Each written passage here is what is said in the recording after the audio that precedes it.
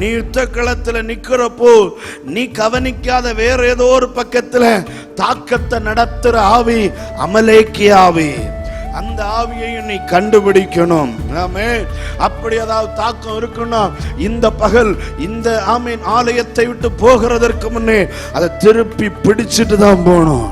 அதை நான் திருப்பி கொண்டு வந்துட்டேங்கிற ஒரு மன நிர்ணயத்தோடு இந்த இடத்தை விட்டு போக கர்த்தர் உதவி செய்வாராக.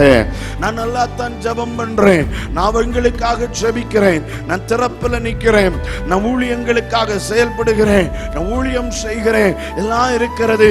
ஆனா இப்படி ஒரு தாக்கம் எனக்கு ஏற்பட்டிருக்கிறது அப்படின்னா அது அமலேக்கிய ஆவியினுடைய தாக்கம். ஆமென். வாக்கு தத்தத்தை நீ சுதந்தரிக்க கூடாது என்று, உன் அபிஷேகத்தின் நோக்கத்தை நீ நிறைவேற்ற கூடாது என்று, நீ தொடர்ந்து தேவராஜ்ய பணியில நிக்க கூடாது என்று, உன்னை அழிக்கிறதற்காகவே உன்னை தடை பண்ணுகிறதற்காகவே நீ அறியாத நீ நினைக்காத சில தாக்கத்தை ஏற்படுத்துற ஆவி அது அமலேக்கிய ஆவி.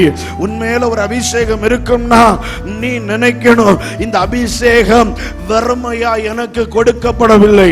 மீண்டும் சொல்லுகிறேன், என் இரட்சகராம் இயேசு சிலுவையில் தன் ஜீவனை கொடுத்ததன் நிமித்தம் உன்மேல் ஒரு அபிஷேகம் வைக்கப்பட்டிருக்கிறதானால் அந்த அபிஷேகம் வெறுமையாய் அல்ல, அந்த அபிஷேகம் வெறும் அந்நிய பாஷை சொல்லி முடிப்பதற்கு அல்ல.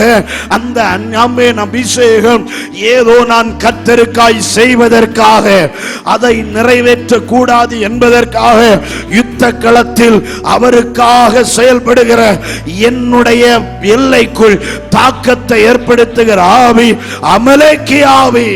ஆமென்.